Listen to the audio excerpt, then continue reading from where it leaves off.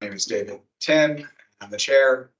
And today in person, we have Ryan, Griffin, Emily, John, and Aaron.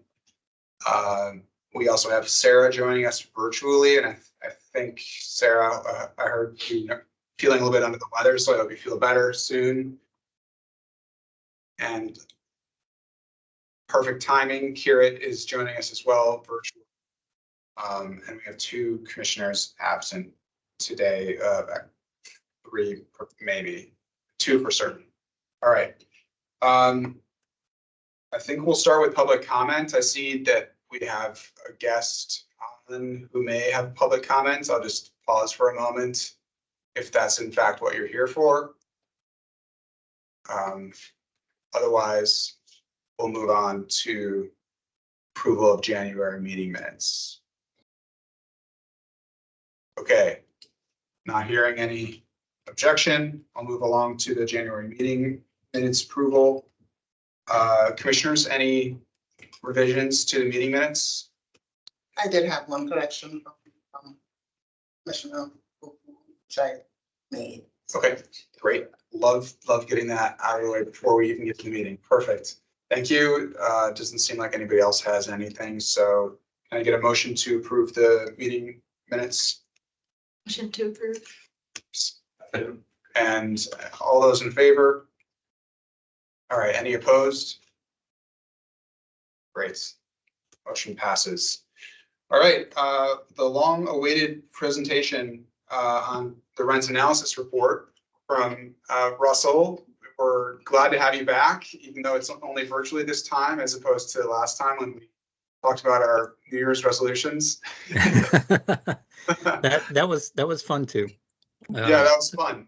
But we're very interested in your report, so I'll let you take it away. Thank you. Mr. Chair, members of the commission, my name is Russell Denau-Schroeder. I'm a principal planner in the CPHD Housing Division, largely tasked with doing lots of data gathering, reporting, and so forth. And so I wanted to, before we get too far, kind of show you a couple things before we get into the actual rent trends. In October last year, we launched a new tool for the community, the Affordable Housing Dashboard. It contains a wealth, it's a treasure trove of information. And I'm gonna go to the county webpage so you all can kind of see how to get there. If you go to the main page and just put in housing dashboard, it will come up right there. And so you click it, you go to this page. This is a landing page, not the dashboard itself. But on this landing page, there's a lot of good resources as well. On the right-hand column, there's pretty much any plan that you might be probably interested in. The Affordable Housing Master Plan, the Fair Housing Plan, the Strategic Plan to End Homelessness, et cetera, the Fair Housing Plan, as well as the various reports that the county produces and other dashboards that the county has that could be useful for your, as you're looking at certain issues, including the demographic dashboard, which kind of shows by census tract or civic associations kind of the breakdown. But the dashboard itself, hopefully easy to navigate. This first page is kind of thematic and it takes you through, but there's about 20 pages in here. I won't go through all of them tonight, just showing you that it's here. But down in the left-hand corner here is how you can get to the market rent report. And that's updated quarterly, both on the main dashboard and it exists as a standalone report. And so we've been doing this since 2020. And so we've recently, actually this quarter, revised it to kind of, for a number of reasons. One is to include our new planning corridor, the Langston Boulevard corridor, as one of the corridors to get information on. So on this landing page, you'll see information about the average asking rent. And remember, an average is an average. Rents are above and below that. There's a range. But we break this out by bedroom type, whether it's studio apartments, 1 bedrooms, 2 bedrooms, 3 bedrooms, because that's how people consume housing usually. They're not usually looking for an average apartment because there really is no such thing. And you can see here, we track what is the year-over-year change in the rent for the county as a whole and for the various corridors, the Richmond Highway corridor, the Columbia Pike corridor, the Roslyn Balsam corridor, and Langston Boulevard. And so you can get an idea, a flavor of what's happening, because there's actually quite a bit of difference among the corridors and the county, and kind of deviations from the average for the county. Along with that, kind of a sense of, well, how does that translate if I were thinking in my wonky area median income hat, how affordable is that average rent in terms of an AMI percentage? And so that gives you an idea. There's 4 pages on this, and then there's a summary on the right-hand side of kind of the key takeaways for the quarter. Second page lets you kind of visualize kind of the over the past 5 years, how rents have performed among the different quarters. So here, if you hover over a spot, you'll see the blue on the bottom is Columbia Pike, and then purple is Langston Boulevard. The darker blue in the center is the average for Arlington, and the orange, the Roslyn Ballston corridor. I thought if they corresponded to the metro lines, it might make sense, and the yellow to the Richmond Highway. But a good tool to have in your back pocket. And then an additional where we compare Arlington to the region, and we're looking at you can look at that by bedroom size again. So we haven't compared average rent. And we won't be comparing average rent. We'll be looking at average rent by a specific kind of product in the market. 1 bedrooms, which you can see, Arlington here is orange. The district is the highest. The district's generally the highest for most product types, except for studio apartments, where Arlington in about 2021 kind of surpassed the district in terms of that. So Russell, that's the, yes. Quick question for you. It looks like something happened in 2020. Maybe you can tell me, was there an event of some kind or? Yes. Yeah, there was and this was across the region and across the country. We saw, a dip in rents as a result of COVID, and we saw vacancies go up, and we saw that return in 2021, which when we started looking at the rent increases for that, it was following this dip, and they were astronomical. They were like double digit.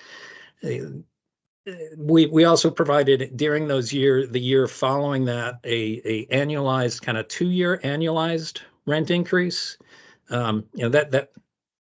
Just to kind of say, yes, it increased by 20%, but it's following this dip. So if you took that on a trajectory and annualized it over 2 years, what would that increase look like? But that's what happened in 2020.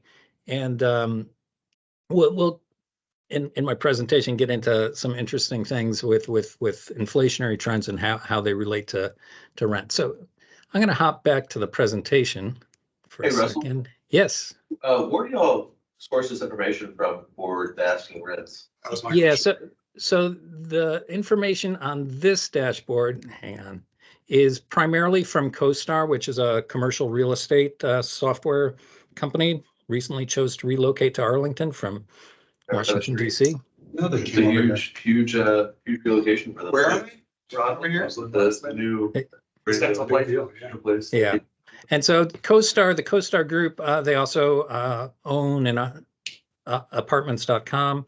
So part of their ability to gather information is they have access to kind of the back end data. And so we'll be looking at some analysis that we do as far as market rate affordable apartments, and we use that CoStar data where we can get kind of by unit for larger apartment buildings a breakdown, because a 500 unit apartment building may have 200 one-bedroom apartments. They don't all rent for the same price. Yeah, yeah. And so we'll see a variety of affordability levels within a building, within a certain type, one bedroom or two bedroom. But that's a great question. Data source. It's noted down here. I'm I sorry. tried to be good at that because you have a right to know. Have you And ever I didn't invent. like the National Landing corridor? Yeah, Area. yeah, that's where I live. Yeah. It's like, I mean, that's selfish question. Yeah. So if you go to the first page here, National Landing corresponds to Richmond Highway. The county still hasn't, we haven't adopted the nomenclature of National Landing yet. That may happen someday. And so you can see the rents here. Interesting, again, 3 bedrooms. Really, this is the highest priced corridor for 3-bedroom apartments, but the lowest year-over-year change. But extremely expensive. The 1 bedrooms, had 8% rent increase. That's quite a lot. For this period we're looking at, the consumer price index was about 3%. I think it was 2.8. I think it's in the notes on the right. So we see that rents have increased in the last year greater than inflation in general. And we'll see how this develops. See how it develops next quarter. Going back to. These are all residential, right? You're not including. That's correct. These are all apartments, only multifamily apartments. So we don't have data on there's about a third of the condominium stock is rented, about 30%, actually less than a third. We don't have data on what those are. So this is really the commercial residential component that we're looking at. Sarah, go ahead. Oh yeah, this is awesome. I'm just curious how quickly it updates after the end of each quarter. It's usually within the first week after so the next update will be the first week of April. Cool. Right. Thank you. I try to keep on top of things so it's not too stale. But moving on, I mentioned there not being an average rent.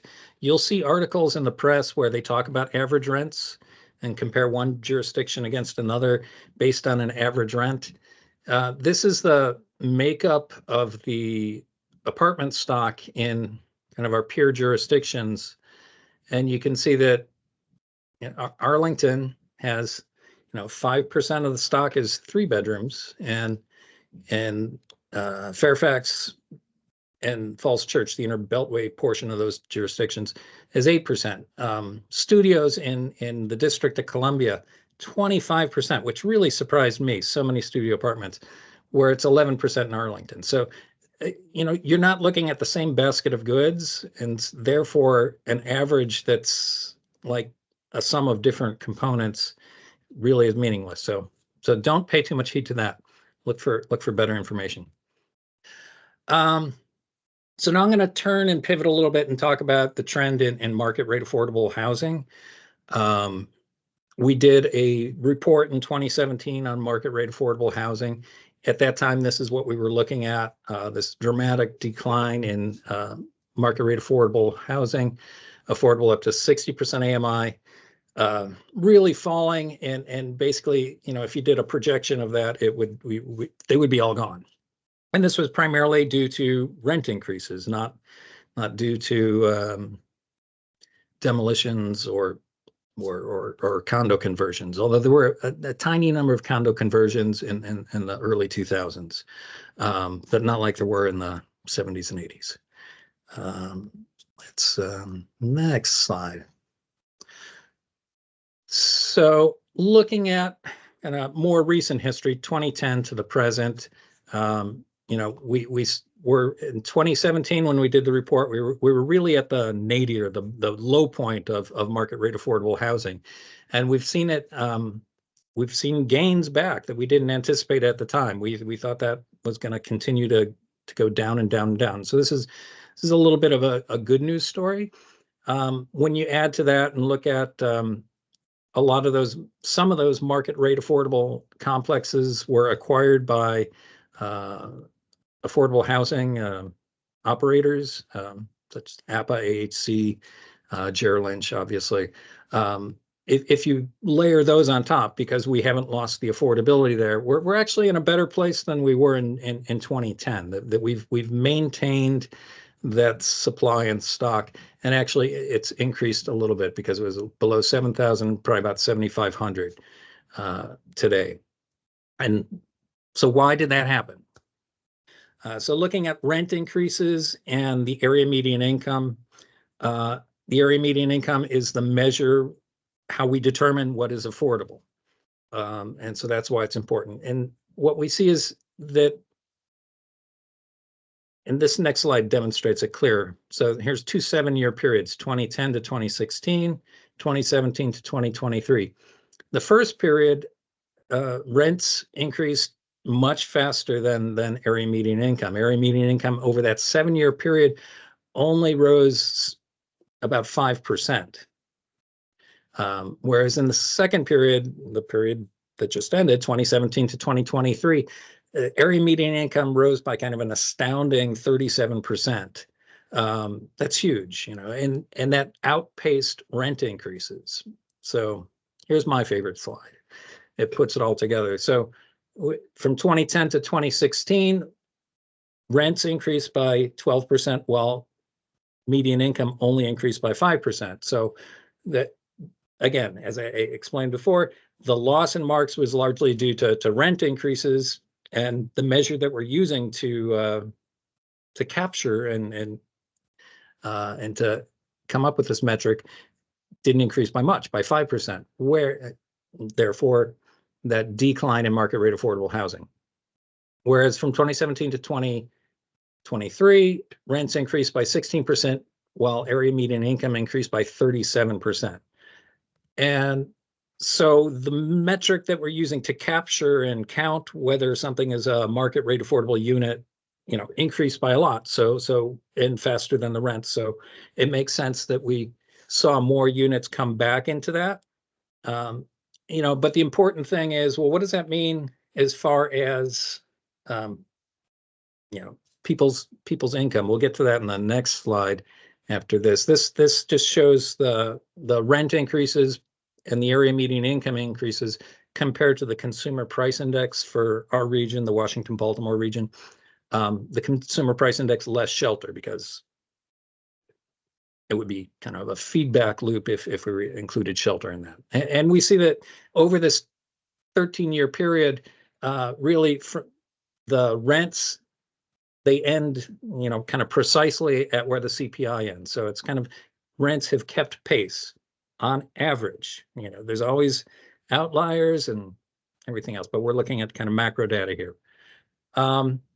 So we took a step back and looked at some of the industries where many of the folks who live in our committed affordable units work, which are the hotel and food sectors, as well as the retail sector. Those are kind of the two highest. There's a page on the other dashboard where it breaks down where CAF residents work by industry. And so the blue and the purple here show how those the wages have fared over time compared to the consumer price index. So they've actually, and I think there was quite a bit in the press, some articles about how lower wage earners actually fared well during the pandemic, that those jobs, because of the short labor supply, had more increases in wages that we hadn't seen before. That, as you can see in the early part of this graph, 2010 to 2015, those wages were rather stagnant. So it's a good news, bad news. You know, good news, wages were up. They actually exceeded, the gains exceeded that of area median income. that doesn't explain everything, and everybody's case is different. Everybody's reality is different. So I'm just, this is just kind of a something to think about and ways to look at what's been happening in the housing market and what's been happening in the labor market as well. One thing I would point out is that 2021, 22, and 23 saw quite dramatic increases in area median income. And what that has meant for committed affordable housing, we have in in the site plan projects provisions that cap the amount that can be increased by 5%.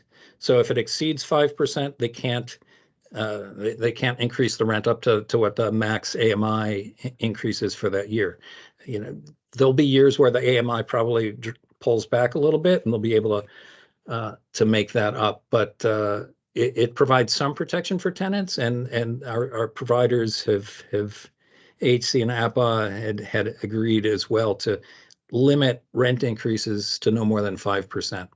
So that's all I have for you tonight, but I'm happy to take any questions you might have.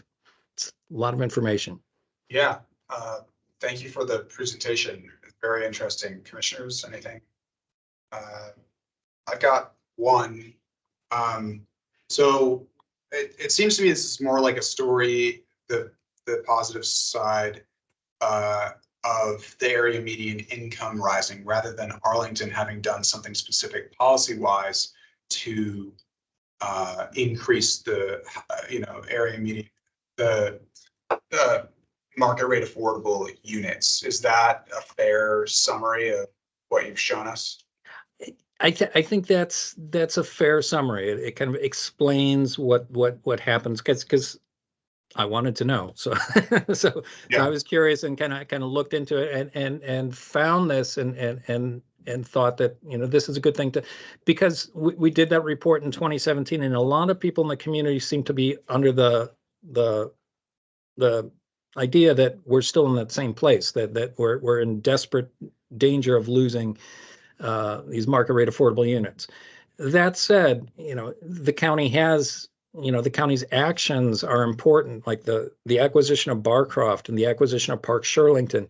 Had the county not stepped in to assist affordable housing developers to acquire those properties, those would have been in all likelihood demolished and redeveloped into probably a townhome product, and so, that's significant, because, those are people's homes. And I know you, the Tenant Landlord Commission, are concerned about tenants, and landlords are concerned about kind of the fairness of the way the whole thing works. Have you thought at all about overlaying some of those policy choices and, relative to the trends in market rate affordable units rising? Because again, like the sort of the summary that I have taken away from this is that, people in Arlington who are making a salary here, who are in a position to be renting those types of units, are just doing better financially for their wages. I obviously agree that, the county coming in and helping out with like Barcroft, for example, seems like a good thing, but I'm curious if there's been any attempt to analyze like how much of the effect could be attributed to those actions. Does that make sense? Yeah, I think so. I mean, one thing's clear, if we look back at the oops, wrong way. There's roughly about 5,000 market rate affordable units right now. The county does not have the resources, nor really the ability to intervene to if they all decided, if they all came on the market tomorrow, we'd be in a bad place. That said, sometimes apartments do change hands, and the owners are just continuing to operate them as apartments. There's areas I think that are more in danger. The county had started, well, after the Housing Conservation District, there was additional work on a multifamily reinvestment study. And that's a study that was put on pause during the missing middle study and is likely to be retaken up in the near future to really kind of take a look at our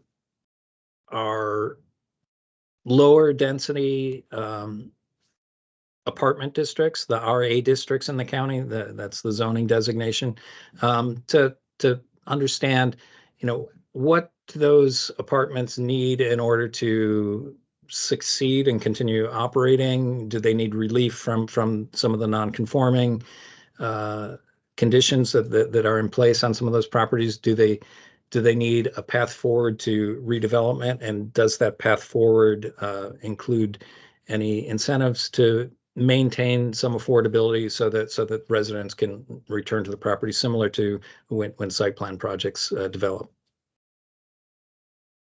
Hey, Russell, this is Aaron. With like the interest rates being so high recently, and like development kind of stopping or halting for a period of time, what do you see like in the next couple of years happening to like market rate affordable housing supply in Arlington? That's always a great question, and nobody has a crystal ball. If the economy continues kind of on the trajectory that it's on, I would anticipate that things would somewhat stabilize. One of the things that affects this as well is over that 2017 to 23 period, the county added 10,000 new units of multifamily housing. And so I think, the AMI is one part of the story. Are we seeing filtering? Are the older, apartments, the rents coming down in proportion, in the greater economy of things? I think so.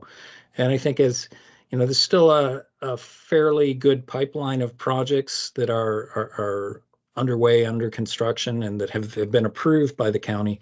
And if those continue to deliver, I think we'll see a more stabilized market. Great information. Yeah, and I love the dashboard. I think you guys did a fantastic job with it. It'd be interesting to overlay the US economy on the trend How line. they use this? It's really good. I bet, Indeed. yeah. Okay, well, any other questions from commissioners? Russell, if there was, one thing that TLC in particular could take away, what do you think that would be from this? I think it's good to keep an eye on these trends, but remember that they're trends, and I think people come to the TLC for various reasons, but in people's realities may not match up with a trend that you're seeing. So it's good to be aware of that, to know what's happening kind of broadly, but it's also good, to realize that it doesn't explain everything, and people's situations are different, and the hardships that are endured are real. So while my head's in the data, I'm aware that it doesn't explain everybody's situation, nor does it solve everything. Yeah, I'm certainly not walking away from today declaring victory, but it is encouraging to see some positive effects. Looks like we've got a comment in the chat about sharing the PowerPoint with people. Yeah, so the PowerPoint will be posted.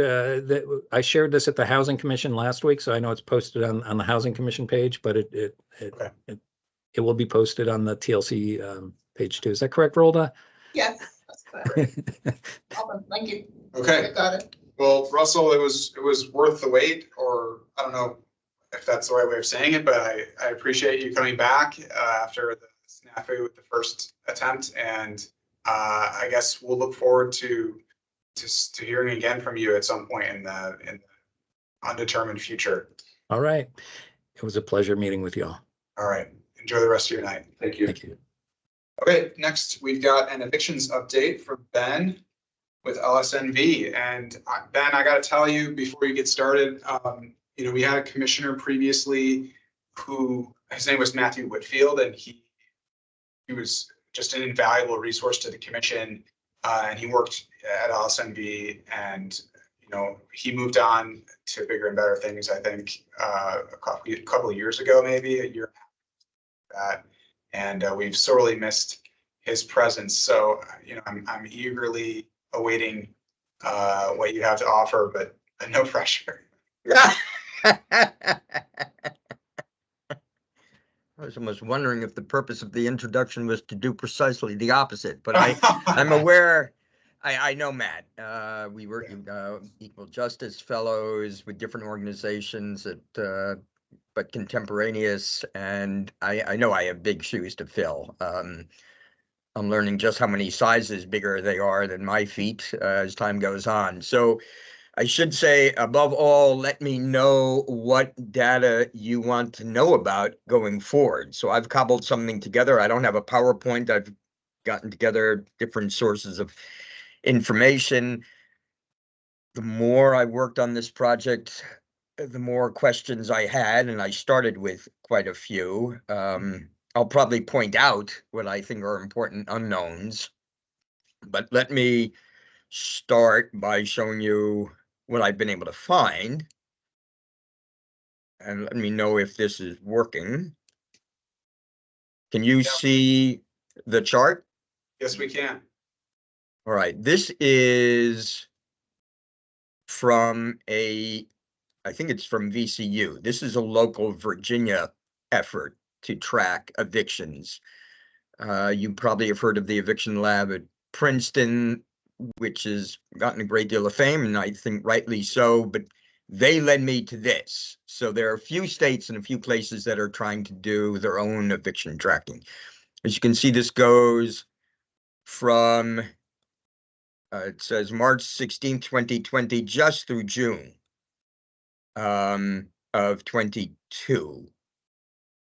But I think what stands out is that the rate of evictions after the moratorium have ascended. And this is just Arlington.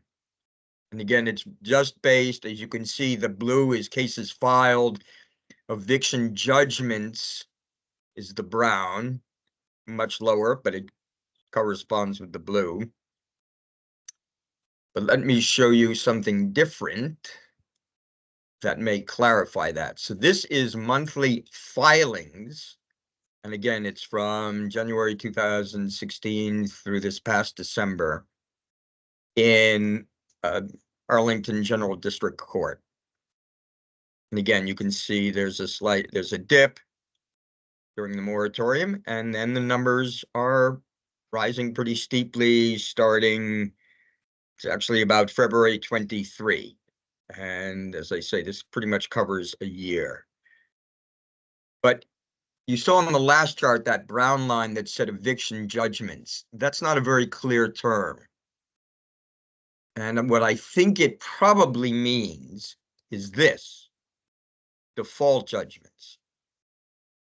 So you can see this corresponding with filings, and default judgments are lower, but again, tend to track the filings. So, That's Ben, a very, sorry? when it says default judgments, does that mean as in the renter didn't show up, or as in they were evicted? Exactly. And I've been sweating over the last 2 weeks trying to get what to me really count as the more important figure, and I just can't get the data. I've been in touch with LSC and even they don't have the data. So let me explain what this means. Yes, default judgments occur when there's a hearing scheduled and the person doesn't show. Now, in the process of eviction hearings in Virginia, there are 2 steps. The first step, so first there's an eviction notice that comes from the landlord, but then the landlord needs to go to the court and get a summons. So to file an actual eviction action, the summons delivered by the sheriff to the tenant. So there's some lag time there. The summons then sets a date for what's called a return date hearing. you've probably all heard this before, so maybe stale, but let me just run through it. When I first heard, I'm new to Virginia, pretty new to housing law. When I first heard the phrase, it made no sense to me because I thought, well, if it's your first hearing, how can it be a return date? What it means is the court sets the date for a potential trial. So it's a very brief hearing. But what's critical and so serious about the return date hearing is that this is when you can default. So if you don't show up at that very basic hearing, you lose as a tenant, as a defendant. And there are two things that go on at the return date hearing. One is, yes, a date may be set for a trial. But the reason that this sort of foyer of a hearing is, it's a kind of vestibule. It's established, I guess, for judicial efficiency.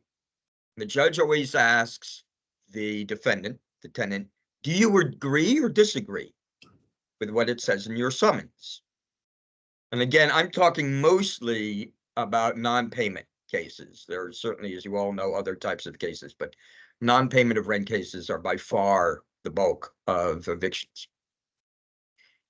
If the tenant agrees, then the judge issues a judgment right then and there. There is no subsequent trial. And so that return date hearing really isn't trivial. It isn't just, you can schedule a trial, but you have to have a reason to schedule a trial. That is, you disagree, you're contesting the basis for the eviction. If you don't contest, then you lose. So you either lose because there's a judgment against you as a tenant, even though you've appeared, or you lose because you didn't appear at all. And we've long puzzled, I'll interject some personal anecdotes into my presentation. I do what's called eviction outreach. I'm at the Arlington General District Court every Tuesday afternoon when they have the bulk of their return date hearings for unlawful detainers. I prepare a docket list from the court's list beforehand.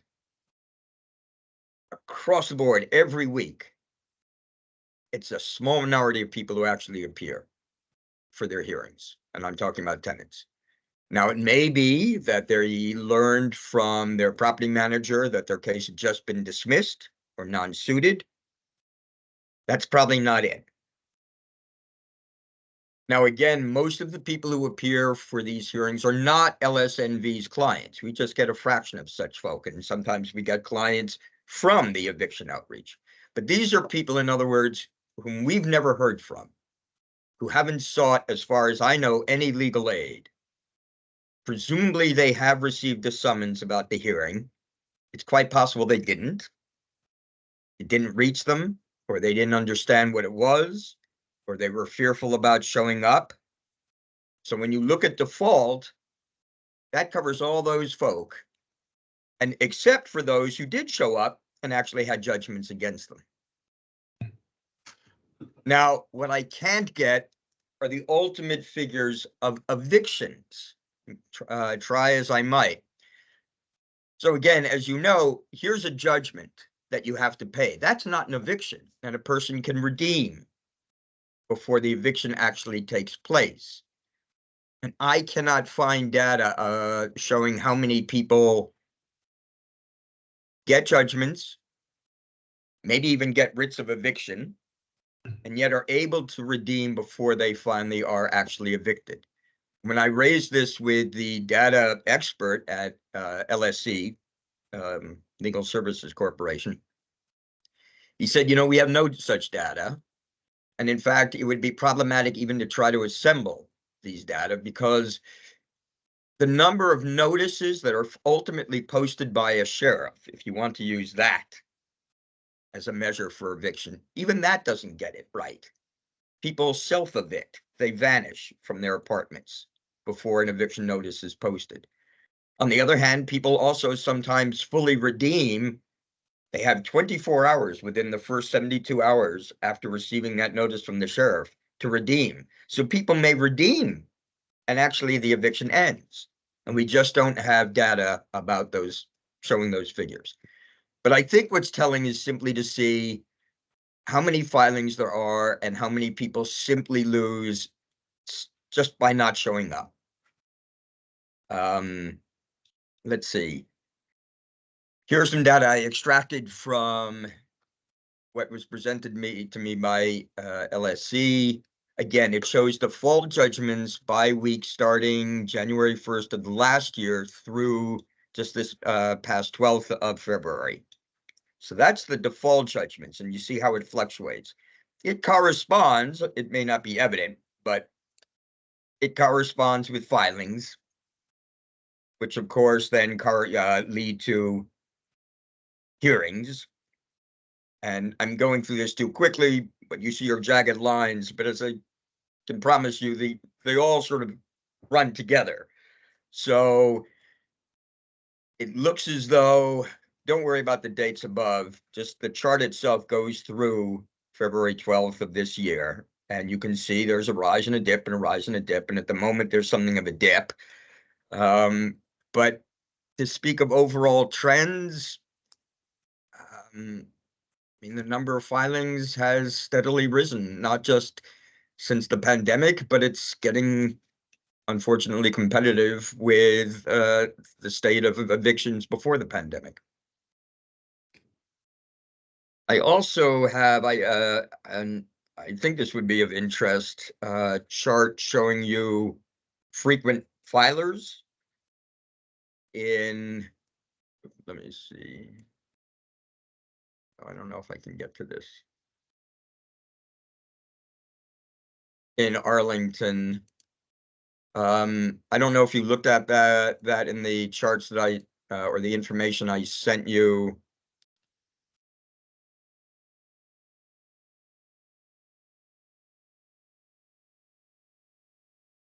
So it breaks it down by county. And again, I can't tell you that you should try to compare it with other counties, but let me see if I can get you Arlington. Okay. So here are frequent filers, over that's defined by county, and here are those for Arlington. And this is also it's from the same source. It's from LSC. Yes, this information also comes from LSC. LSC is a federal agency. Not all legal aid organizations receive funding from the federal government. LSNV does get a large portion from LSC. So this is the date above is a bit misleading. It is updated, it says updated through February 19th. So these are top filers. I think you know that, well, I guess you might know, we found out just sort of by happenstance, but apparently there was an initiative recently in Arlington by the county to work with a few large landlords who had a large number of people who owed back rent. And they took a chunk of the money that was designated for rental assistance and applied it to the landlords to eliminate those back rents. And as I understand it, per person, there's a ceiling of $3,000 of aid for rental assistance in calendar year 24 per tenant. I believe that this temporary program with large landlords sort of set that ceiling aside. So if someone owed $4,000 but lived in a building of one of the participating landlords, the person's back rent would be covered. What concerns me is that it's a large number of people. There have been a great number of UD hearings in the last few weeks, and there will be in the coming weeks. And I think it coincides with this program, or it's caused by this program. But this is all before February's even over. So I don't know what will be happening to tenants who continue to have trouble paying their rents. These are not people who are benefiting from the rise in median income that Russell showed you. I mean, these are, as I say, they aren't people who necessarily have come to LSNV for help, but I suspect a lot of them would qualify by income. So that's as much as I can tell you about trends for the moment. I certainly will do more research in the future to try to tackle more questions, but these are the main figures that I have at this point. Yeah, thank you, Ben. Some of my practices in Virginia, and they're frustrating to collect data on in general, not just in the specific domain. So, yeah, and I suppose there's not a way for LSNB to collect these data at the courthouse either for Arlington, is there? Well, the catch is the data that LSC is providing, a lot of it comes from the courthouse. I mean, if I did it on my own, I'd probably pretty much end up with similar data. What's missing, I think, I might be able to get from the sheriff's office. I still have to find that out because once I should be able to get writs, and I can add that to the information you have so that you aren't just looking at defaults, and that's very important. But the key is to find out, as I say, what happens with those writs. How many people are actually ultimately either being evicted or disappearing. And that's harder to track. And I'm hoping the sheriff's office can at least provide me the number of notices that they hand out, even if that doesn't fully reflect what's going on. But the Yeah. next step is to get you more information about writs issued. Okay. Well, definitely a sobering report following what was generally an optimistic tone in the first one. We appreciate your work and your effort so far. Commissioners, are there any questions that you have from Ben's report here? I Or just any want- recommendations, suggestions for future data that you'd like to see? Could you stop sharing your screen? Sorry. So I just wanted to say that I had submitted, I'll send you guys some of this data, so that you have a chance to sift through it, and if you have any other questions, you can always. Yeah, send It was them. great attachment. It was great information that you sent. Yeah, it was a lot. yes. So Ben, I'll tell you, one of the things TLC is focused on this year is doing some additional information sharing across, and we've been focused on just within the county itself, where systems don't talk to each other necessarily. And,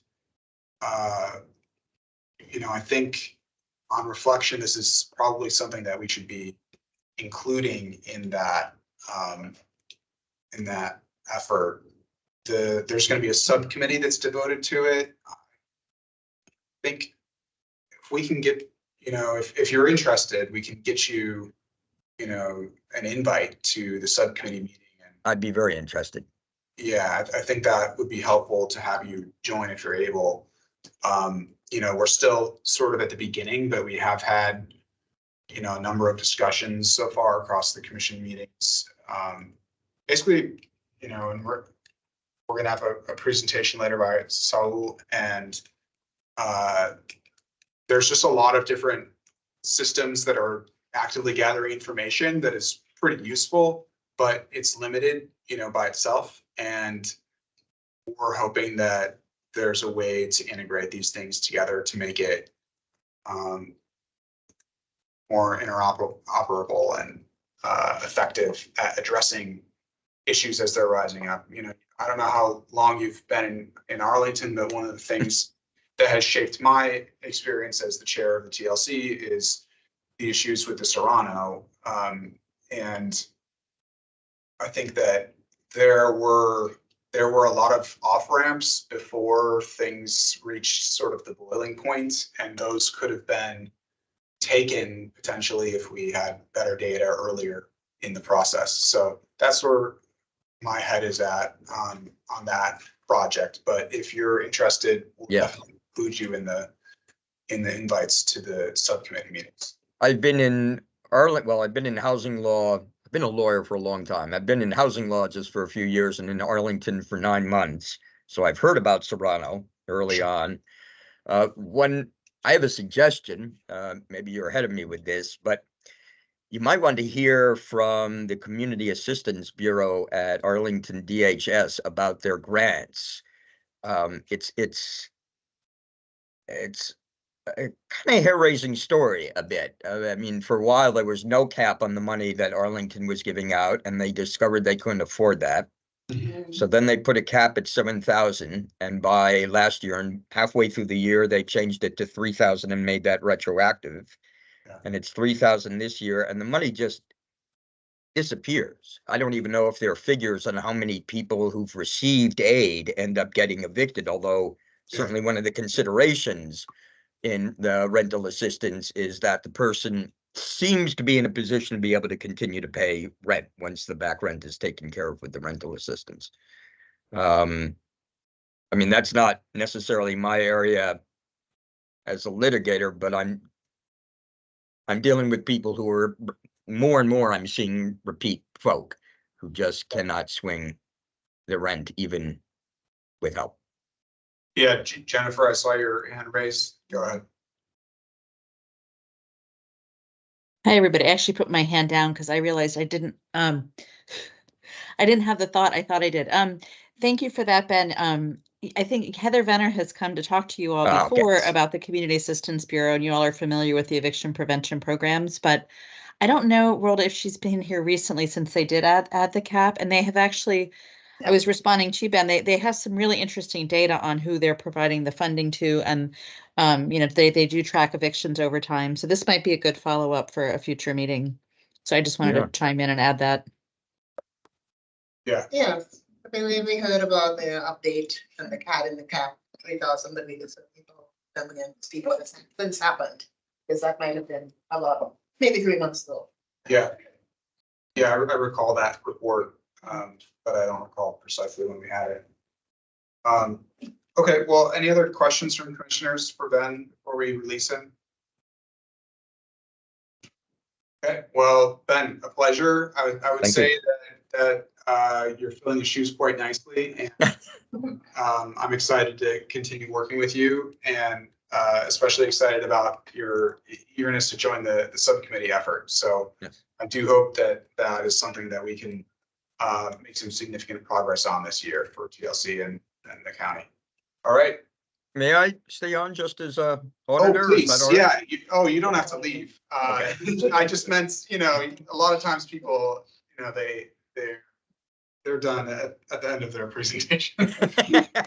But we have Saul from Bugata next, and I think Saul is on. So take it away when you're ready. Thank you. And I have a small PowerPoint presentation to go along with my my presentation. So let me see which one it is. I think this is the screen. I'm probably sharing the wrong screen. No, I can see it. Let's see. It was a nice PowerPoint, yeah. That's it. Do you see the PowerPoint? Yes. Oh, okay. It's just that another team screen pops up on top of it for me. Okay, great. I think that's it. All right.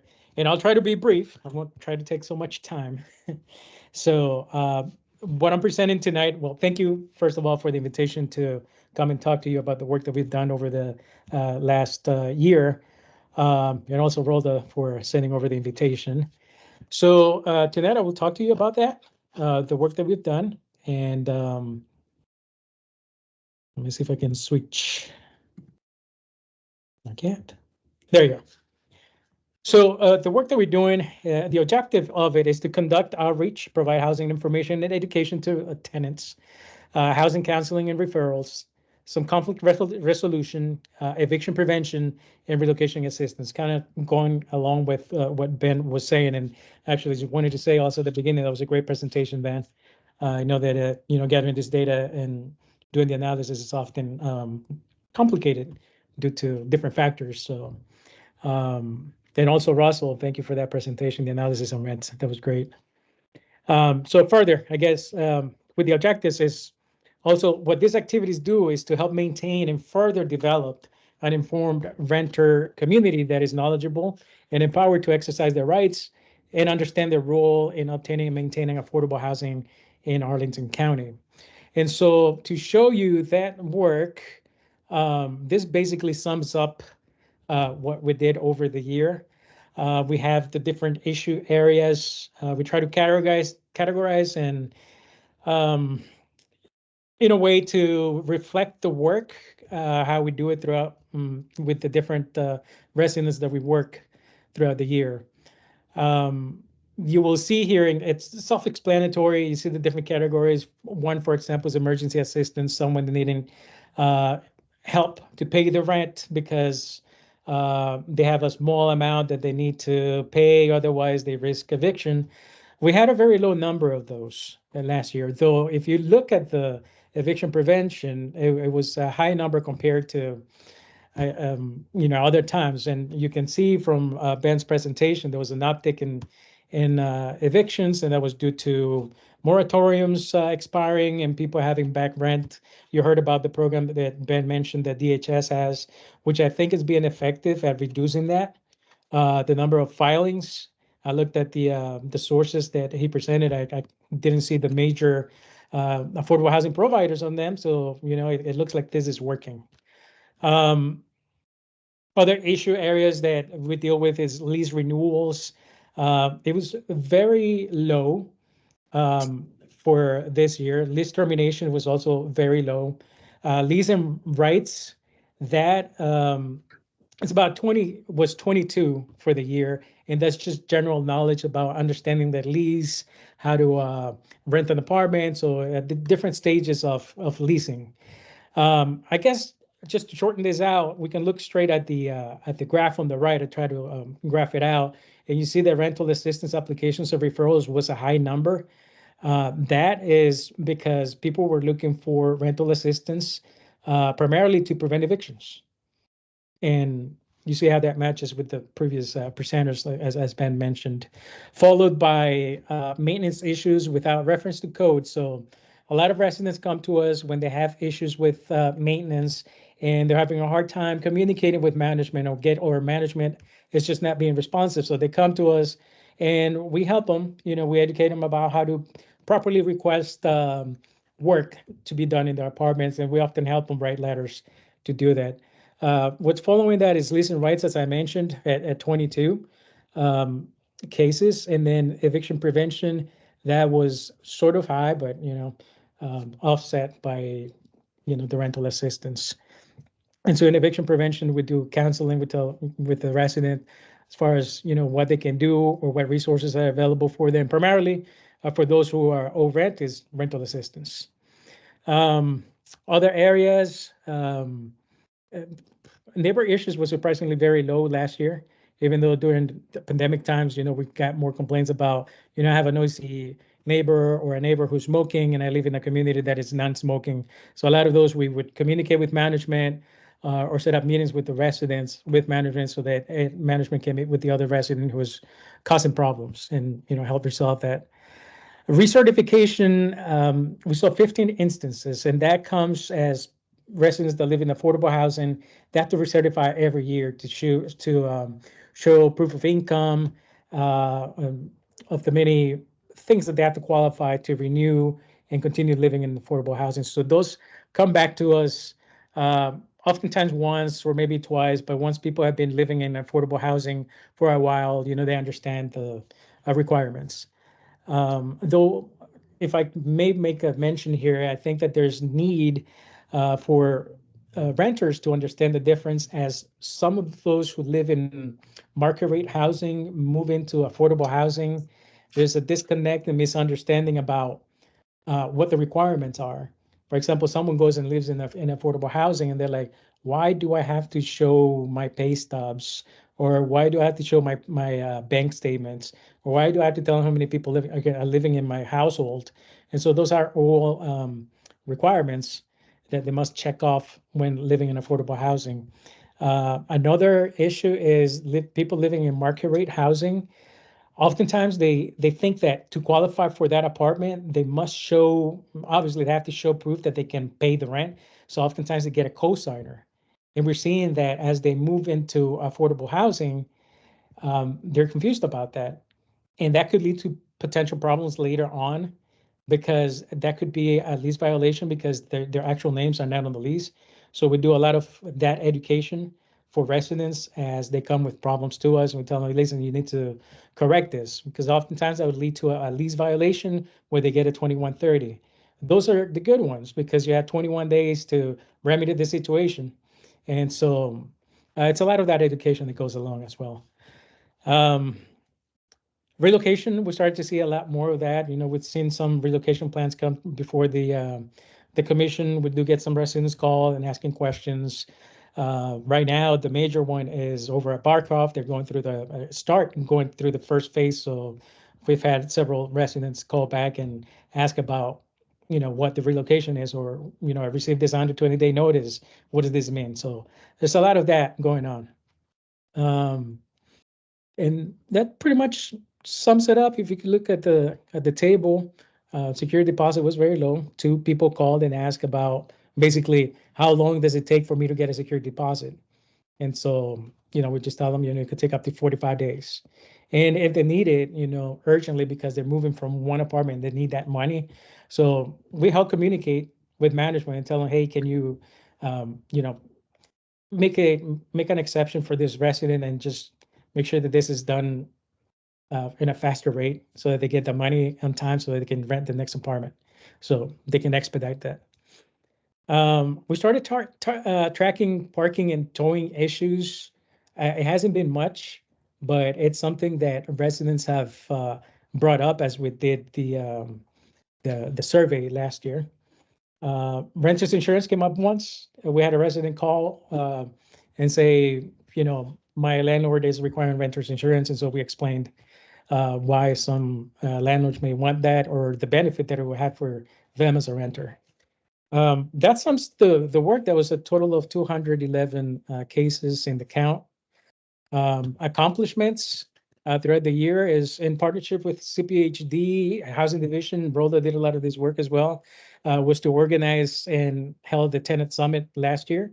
We also did the material distribution of informational materials to all CAF properties.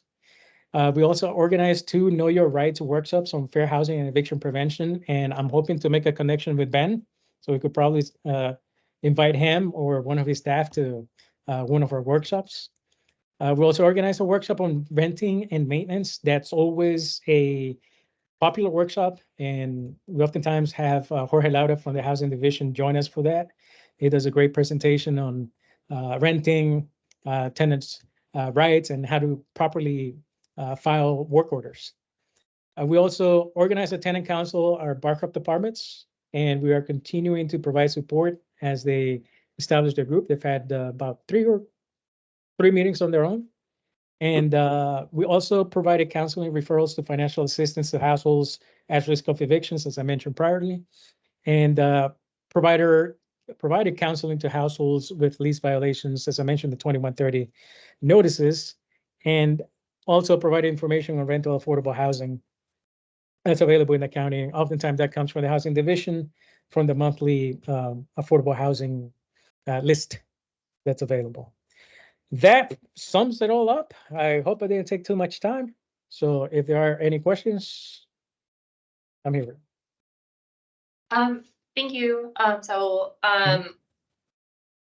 One question I had would, and you know, that we did with ADR, when someone reaches out to Bugata, are they getting anything different than if they reached out to like Hector in the Arlington Housing Division? Is there anything like additional that you all are able to provide or that the county provides instead?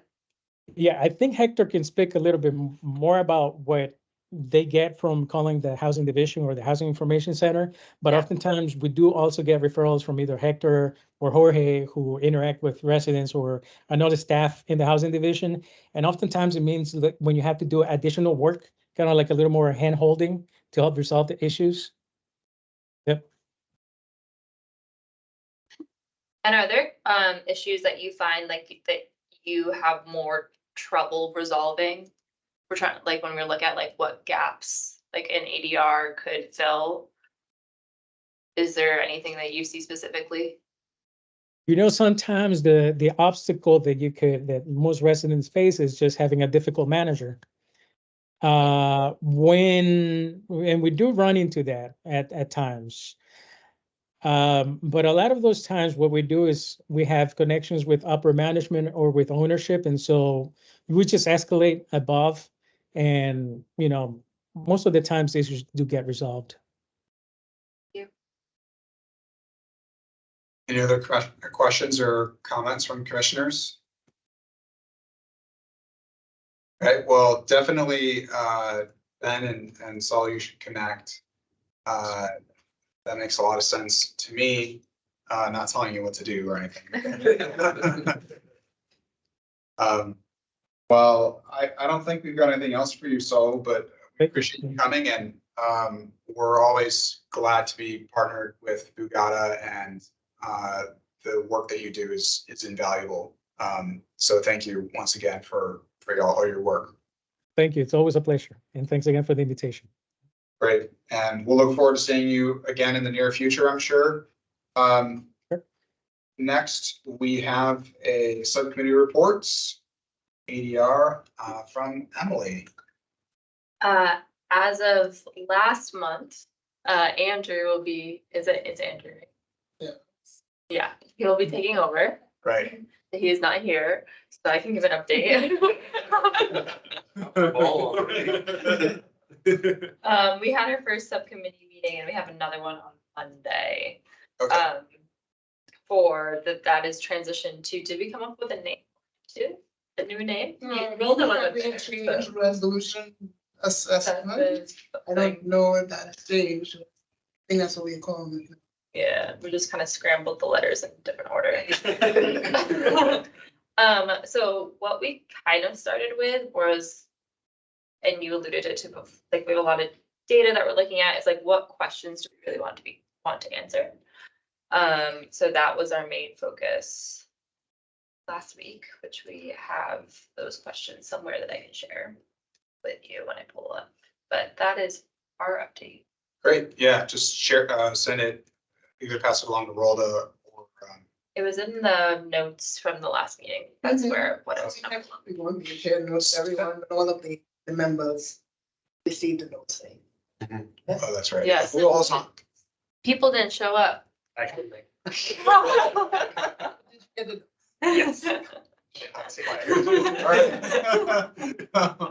think Aaron, Yeah, are you? yeah, I am. I didn't make it either. I have the invite for Monday.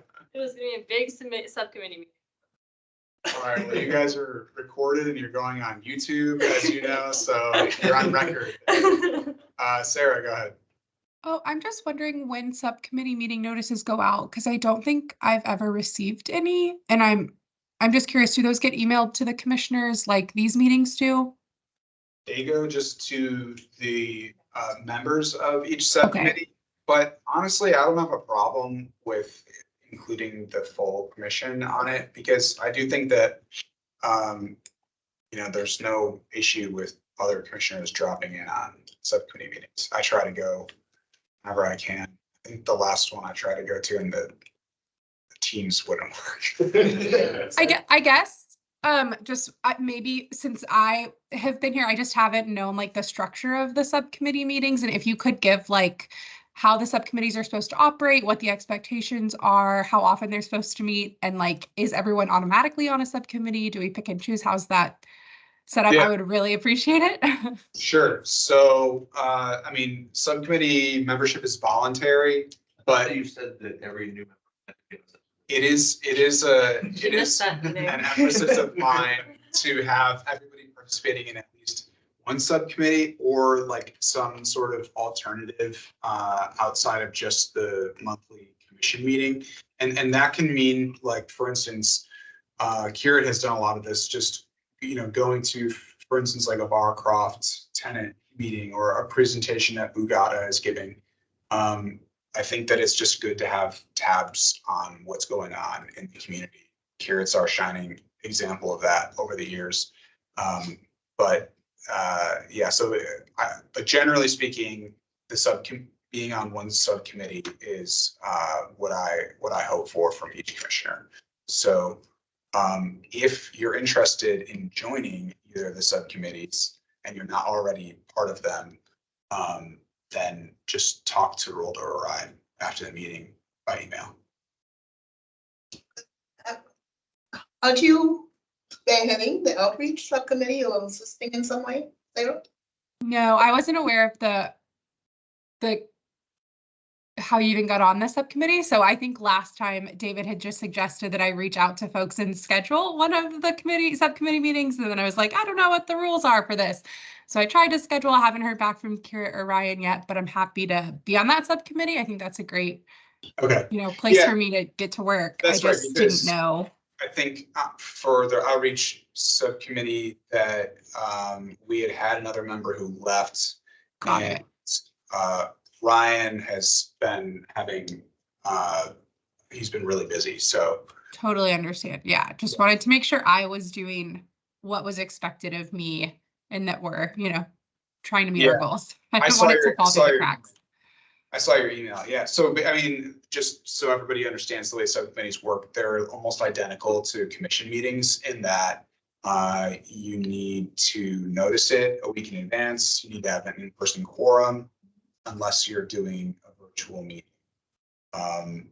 You're allowed 2 of those. And you're only allowed 2 of them per year. So, and that, if a subcommittee does 2 virtual, we still have our 2 virtual for the TLC. So we're not sharing those. Are there any other rules? Yeah, I mean, you still can't do the email communication, which I know hamstrings us. But if you have something that you need to distribute, you can send an email. You just can't do it back and forth. And sending it through Rolda is generally the way I prefer to do it. Yeah. Any other questions on subcommittee stuff? Is there anyone here who's not on a subcommittee? I'm not yet. Just give me 2 more months, I'll be able to join. Okay. I'm currently, Arlington leadership right now, and I'm actually working with Arlington Housing for renter engagement. So once that's done in 2 months, then You'd be a great addition to the outreach. Yeah. I'll. Was it just voluntold? Great, I would, yeah, we'll talk. Outreach. Okay, well, I think then we're all set on subcommittee reports. Who's scheduling for? It's Andrew scheduling for the next subcommittee. Oh, you guys are on Monday. Yeah, it already went out. The invite Great, I got that. invite went out way ahead of time. He's doing great. He's on it. Yeah, he's doing well. All right, any other member or staff reports? Rhoda, Hector? The only thing I might announce is that budget sessions are coming up pretty soon. Yeah. I believe you.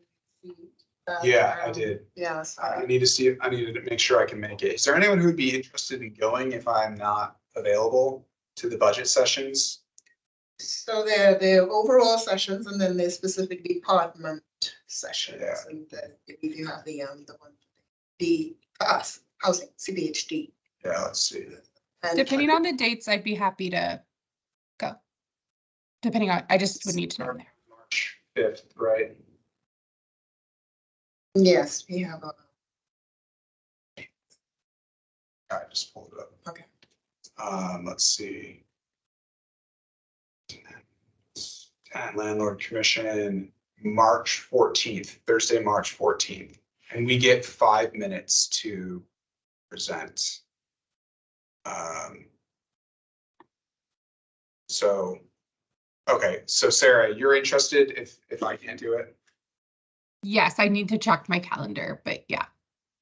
All right, we'll talk after this. I Sounds actually good.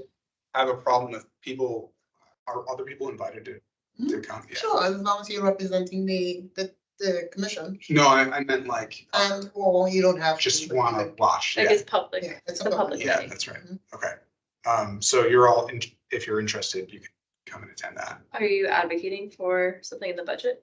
I don't think we've discussed it yet. We've got a meeting ahead of March 14th though, right? Thanks. March is next week. March 14th is, I think it would be the Wednesday before, which seems like a little quick, is the day tight before. turnaround there, if that's what we're it gonna is the do. day before, I think. So should we Or no, discuss it's it now? Yeah, the meeting's the 13th. 13th, yeah, so the day before. That's a good question. Well, I don't know that we have, you would want quick summary perhaps of any of the recommendations that are specific to the housing division? Is that Yeah, what ones that you could perhaps support or is that you'd want to see something? right. Yeah, I can check in with you know, Marie and her unit and see what the recommendations, okay, what information is being presented beforehand that they may have. But I think oftentimes we have them come somewhere during that period to our meetings, at DHS and housing, because you know, right. they go hand in hand. So. Well, yeah. Let's see if we can get them to come to the meeting or at Check on that. at worst, they can provide us something written that we can discuss on the 13th. I mean, you know, I will say, like, in my experience, having gone to these a couple times, you know, everybody gets up and like talks on their soapbox for a few minutes, which is fine and good. But what the county manager is really interested in is like asking, okay, so where would you cut in the budget? And nobody ever has an answer for it. Which I guess is fair, but also makes his job much harder. Yeah, so does anybody else have any thoughts on that while we're talking about it before we end here? I'd be interested to go with them. Yeah. Yeah, I can send you, I can send out a. Yeah, let me just send out. I think you can decide which ones you want to, then, or virtual, so it's not much of a. I had a question, Rolda. Yeah. Are we still, we used to be grouped with similar commissions to us. Is that Yeah. still the case? Yeah, I know that housing is right next to ours. And, you know, we could talk with Housing Commission. This could be one of those things where we align together. We've done that in the past. So it's Planning Commission, Housing Commission, TLC, SIDSAC, Disability Commission, Commission on Aging, Community Services Board, Status of Women. So the topics are. Exactly. So when I used to go, that was a big advantage because you get to hear some of the things that are important to similar commissions to us, just because you're sitting at the same table with them. So it's just, well, usually we have, then their individual work sessions, so there's probably that, then the individual work sessions for the different departments. So there's, you know, for. And I think it's That's at the what- CPHD that we would in fact have those three commissions, certainly the three commissions that we support. Well, what we could do is reach out to each of those other commissions that are going to be presenting at the same time and see what they are preparing. And we could talk about that at the next meeting. Let's do that. You and I can reach out to the chairs from the other commissions after this. Okay. Anything else? I have one question. Yeah. Random, about, I know we've talked about that Arlington County will be updating the website to make it more friendlier to navigate. Do you have any timelines on that? I don't know, Jennifer, do you have any information on that? I'm sorry, I didn't hear the question. Any timelines or updates on when the like website is gonna be like redesigned to have it easier to navigate through like all the wonderful housing content that exists there? We're hoping for soon. We're currently in the task of going through all of our pages, which there's like 300 of them and like half of them are obsolete. It's nuts. So just if nothing else, we'll be doing that. Unfortunately, we're trying to figure out to what extent we can kind of revamp the navigation, and it's sort of limited how much we can change the architecture, which is a long answer. We're working on it. We're hoping it'll be, we can at least make some changes in the next month or so. Is there anything that you would like our help on with that? Like looking at anything or recommendation? Yeah, I don't know. I mean, there's probably 5 or 6 pages that are relevant to you all, the tenant rights and responsibilities stuff and some of the rental services stuff.